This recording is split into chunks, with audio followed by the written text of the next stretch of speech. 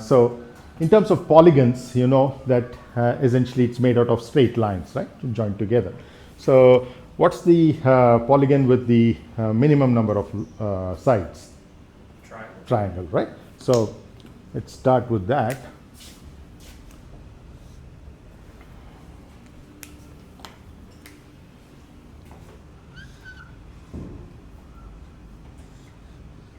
So minimum number of sides. Of course, you could have various types of triangles. I attempted to draw something like an equilateral triangle. What about the other extreme? So this is the minimum number of sides you could have, right? So this is the minimum number of sides. Is 3. Okay. What about the maximum number of sides that you? Yeah.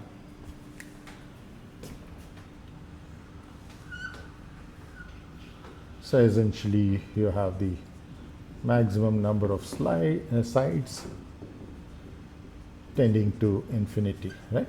So that's the spread that you have, and this is what we really want to look at from a dynamics point of view. Though you will see a lot of topics, whether it's in your textbook or many other books on dynamics and the lecture series on dynamics, or many of which are available on YouTube as well.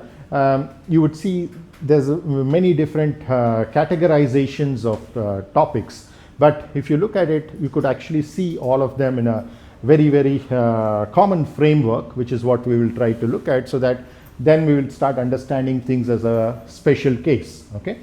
Because even the circular motion, which we introduced through the polar coordinate system in the previous class, relatively seem to be complicated compared to the rectilinear motion. But if you think of the circle as having straight lines which are joined to each other, but there are an infinite number of them, which essentially means a very large number of them from an engineering perspective, especially since most of the work will eventually be done using numerical integration. That's essentially what you're looking at. And in fact, some other courses like structural analysis, where you're doing finite element analysis, for example, you would break a circular kind of a cross section of a beam or whatever through finite elements. You typically do a triangulation, okay? So essentially you're breaking it up into smaller and smaller triangles so that you can cover approximately the entire thing, right? So irrespective of which subject we're talking about, dynamics, structural analysis, or anything else, essentially geometry plays a very, very critical role in this whole thing. And here, whether it's a triangle or a square or let's say pentagon, hexagon, whatever, all the way up to the circle, the straight line matters, okay? So though this is the extreme that we are taking, because it's not an actual number, but it's actually a limit as the number tends to infinity. So it's not, we cannot talk about it in the same sense that you talk about the finite numbers over there. So what we started off is something that we could deal with, let's say the rectilinear motion, right? So when we wanted to say something is moving on a straight line, and we wanted s of t as the arc length that we have over there. And this is something that I would like some of you to pay attention to, that you're kind of interchangeably using s of t and the position vector, okay? S of t is an arc length, which is a scalar quantity, whereas position vector, by its very name, you realize that it's a vector, okay? So you could use either p of t or r of t. Let's say you have a frame of reference, which we call as I, and from the origin of that frame of reference, you are having a vector to some particular location of that particle which is moving on that straight line. So that becomes your vector p of t, right? It could so happen that I could choose for this simple motion that O not separate from the line but on the line itself. Let's say I could choose O to be here and fix the frame of reference over there, in which case the magnitude of P will become same as S of t, okay? So you see what I'm saying is that you have that same situation, but now I bring that frame of reference without any loss of generality over here, so that I have this as the frame of reference I, and my coordinate system as shifted to that is joined to that support. So then you see that your vector P of t now becomes just S of t, which is its magnitude, times I hat, which is the unit vector parallel to the x-axis. Daniel, did you have a question? Okay. So then you have this simple example. So I just want you to distinguish between a position vector, which is on the left hand side here, and the arc length, which is a measure number of that in a rectilinear kind of a situation. Yeah. Yes, Rahul. Yeah. So I'll be done at 1 o'clock. You can come sit inside till then. So that's the arc length that you have. That is a measure number of the position vector for this simple problem where you have a rectilinear motion. On the other hand, when it's like a circular motion that you see over here, it will be a little more complicated to deal with, but nonetheless these two will be kind of related to each other. Okay, so that's something that you have to remember. So don't use them in an interchangeable way. Okay. Now this is where there's a lot of tradition that comes in from antiquity in most cultures, including the Indian culture, where the geometry role is taken very, very critically. For example, the triangles and the circle form part of what is known as the Sri Yantra or the Sri Chakra, okay, which is one of the most ancient geometrical features of the ancient Indian culture, whereby a lot of metaphysics is taught, but at the same time there's a lot of physics in it as well, because there are actually a total of 9 triangles that come up, and these triangles are drawn congruent to each other. So for example, you would have one pair which is a set of equilateral triangles which goes something like this, and then you build up on this set of total of 9 triangles, 8 which is 4 pairs, and then you come up with circles around that. Now if you look at that from the point of view of how we learn dynamics today, it's essentially you're starting with statics over here, where you're going to the minimum number of sides that you can have on a line, all the way to dynamics, where you're looking at this from this perspective. So as you increase the number of sides, essentially you're trying to move from the static principle of what we call as Shiva to the dynamic principle of what we call as Shakti, which is essentially that whole process. But this is kind of millennia old. Nobody knows exactly the antiquity of the Sri Chakra as a whole. But on the other hand, from a Western science point of view, just about 175 years ago, there were 2 great French mathematicians,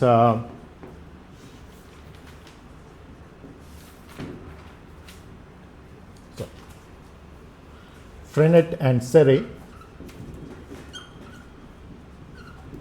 who independently, within about 3 years or 4 years between them, discovered certain aspects of spatial curves. Okay, and these are 3D spatial curves. If you're looking at it, what we are doing, we are starting with a straight line, then we are getting into a curved line. It need not be the entire thing going all around, but it could be a part of that circle as well. And when you're making this transition from straight line to a curve, you're introducing a concept called the curvature. Okay, that's kappa, which is a function in general. Here, of course, it's a constant, but in general, it could be a function of s, which in turn, of course, is a function of your time, which is the arc length as a function of time.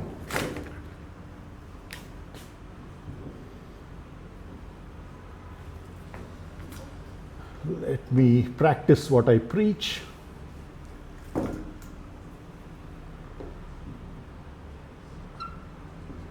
Okay, nesting brackets in a particular order, right? So now we are talking of this particular quantity that they introduce. I'll come to you 1 minute. This is curvature. Yeah. Would you mind just turning off the blue screen, because I can see this part, but oh, sure. Yeah, I forgot to do that. Yeah. So what we are looking at is it better now? Yeah. Okay.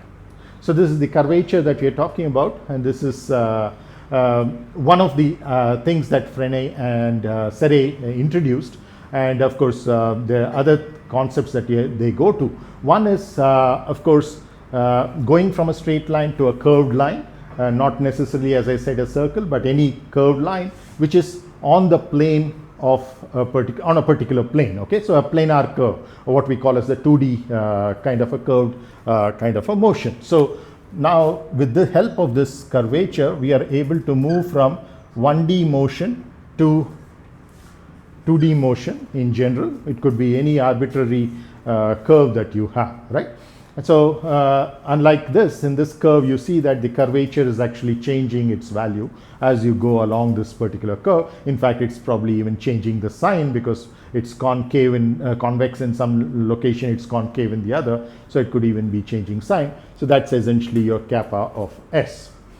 They didn't stop there. So this is the first thing that they introduced, that is the concept of the curvature for the first time from a Western science point of view.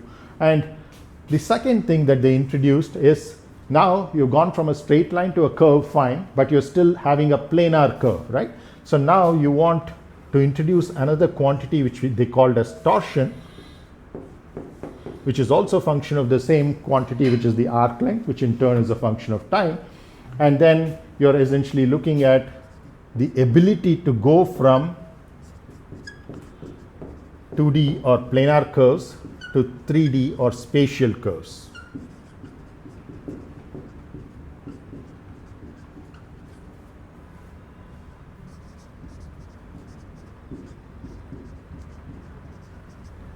Okay, so now that in hindsight that we know of these quantities, we use it almost day in and day out for a lot of complicated geometries. But prior to that, without the help of these two concepts, the tools weren't sufficient to do a lot of these more complex problems. But now it's a straightforward extension to go to this. So in other words, if I understand how I can deal with a three-dimensional curve, which means that it's not just in the plane of the board, but it can pop out of the board, go behind the board and come back and things like that. So essentially it's in a three-dimensional space that you're talking about. But the same concepts remain valid. All that I do is, if I understand the dynamics of this properly, of a particle moving on this, remember that we are still in kinematics and kinematics of particles. We are yet to move to kinetics, which is the where we bring in the causation of motion with the forces, etc. And we are also yet to go to rigid body dynamics, where we bring in the multiple set of particles which make up along with certain constraints between them, right?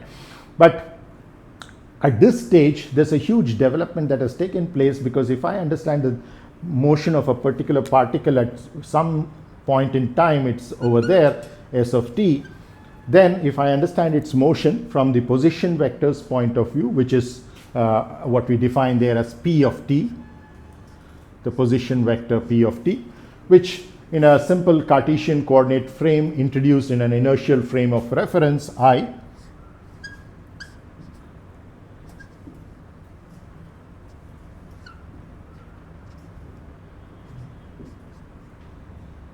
just to be consistent, we're continuing to use the hatted quantities to refer to their magnitudes being unity. So all of these I, j, k in a Cartesian coordinate frame of reference, I, it's an inertial frame of reference, you will have them as constants at all time, okay? Because that's how the Cartesian frame is defined by René Descartes.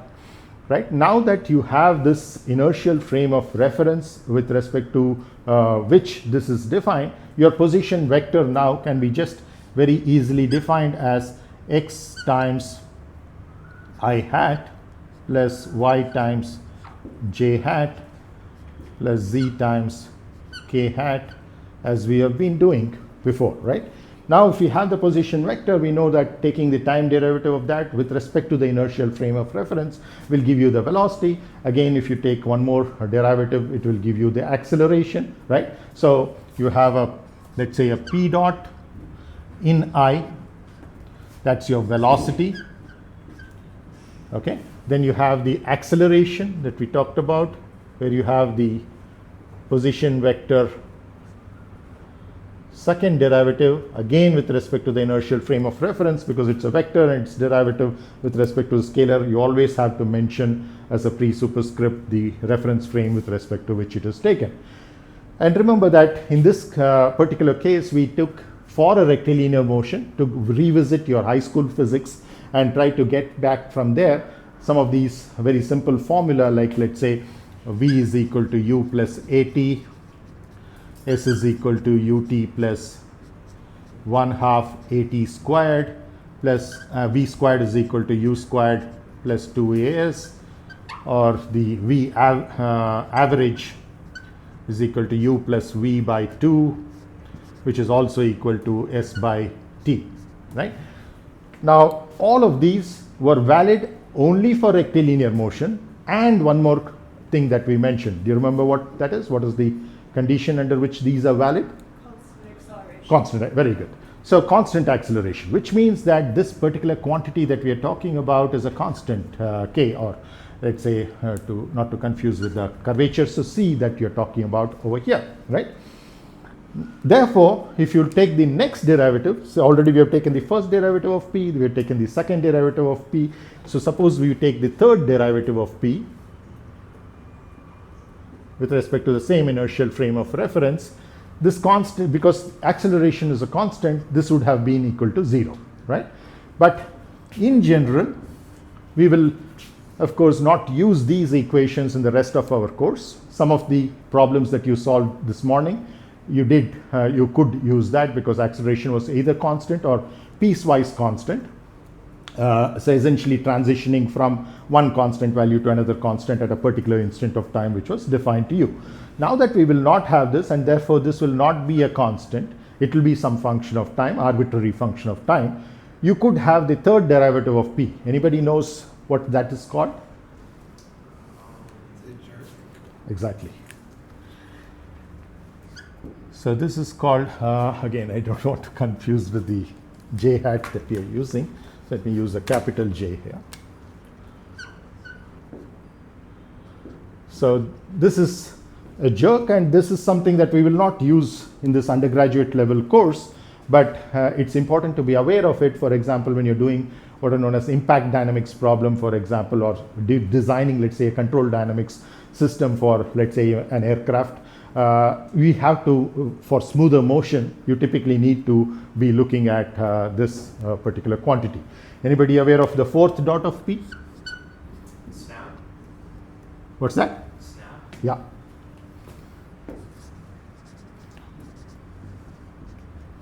Fifth derivative? Crackle. Yeah. And sixth? Pop. Yeah. Yes.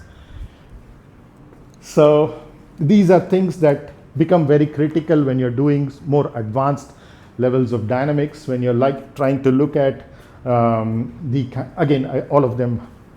I should practice what I preach and put the inertial frame of reference to refer to the time derivative that's taken, and all of these are vectors, so I will make an underline as well, right? So these are quantities which are typically used. Also jerk is sometimes called as jounce as well, so you might be familiar. So at least up to jerk or jounce, a lot of engineering work has been done. In terms of the other three, it's not that prevalent in the literature, and also in terms of the nomenclature for that also, it's not very standardized, so some people might use other names as well for that, or just use the variable without giving it an appropriate name, right? Now, we will not get into these aspects, but just to be aware that what we were looking at over here was the case where, for example, the jounce was equal to 0, right? Whereas in general, the jounce or jerk can be non-zero, and you will have to use more appropriate values for this. And I'm glad some of you actually did that in today's class. For example, when you're trying to determine this V, for example, what you are trying to do is to go to the very definition of your acceleration as dv by dt for a particular frame of reference, inertial frame of reference, and then you took the t on the other side and you calculated v as an integral of a dt, And of course, you could either do it as an indefinite integral and then add your integration constants, or you could do a definite integral from 0 to t and get to that particular solution, right? The same thing happens when you're looking at certain control over how the dynamics is going to be looking at a higher order. You might want a certain kind of definition for your pop or the crackle or the snap, etc. Then those as a function of time might be given, and you will have to go back in terms of integrating towards that to arrive at what is your actual dynamic equation in terms of the position vector that is involved, right? Now, that's as far as this particular thing is concerned in terms of higher derivatives. Keeping that aside, let's come back to what Frenet and Serre did. They essentially brought in these two concepts. That alone is not sufficient. They said that any 3D spatial curve can be uniquely identified once these two are given. So in other words, if I have for a particular spatial curve, a particular value of function kappa of s and tau of s is given to me, then if I have another curve which is also having the same kappa and tau but elsewhere, all that I have to do is a certain set of translations in 3 directions and then a set of rotations to get to the orientation, and these two will snap on each other identically.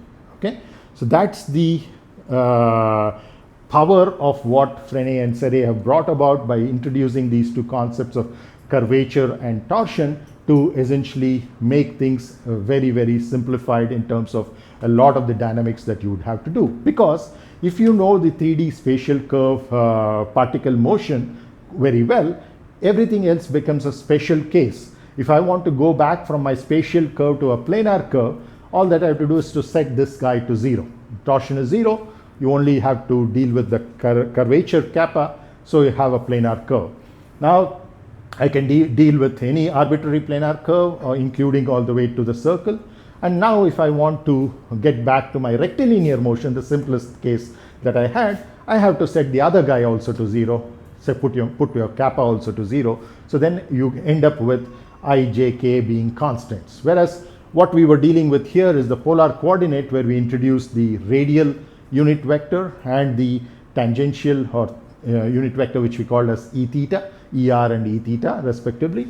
And then we generalized it to cylindrical coordinates with a z kappa, k term, or to spherical coordinate, where we introduced the polar angle phi, and we got the e phi hat. Okay.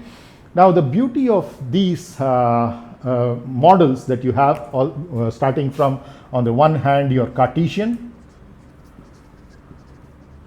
to cylindrical to spherical, is in terms of the position vector. The position vector, actually, for which of these things 3 do you think is the most complicated? The position vector for Cartesian, cylindrical, or spherical? Spherical? Yeah. How many vote for spherical? Okay. Anybody else? You have some of you who didn't raise their hand. Cylindrical is simplest. Okay. Anybody else? Most complex is spherical. I'm talking of the position vector. Yeah. Position. Yeah.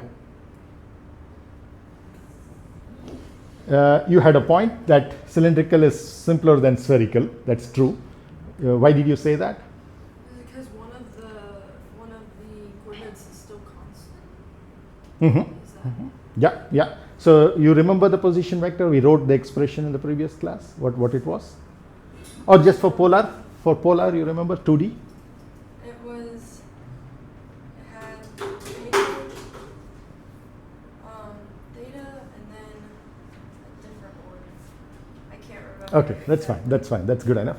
How many of you think the spherical is the simplest? Nobody, right? So here, remember that we have 3 terms: x I hat plus y j hat plus z k hat in general, right? That's what you have.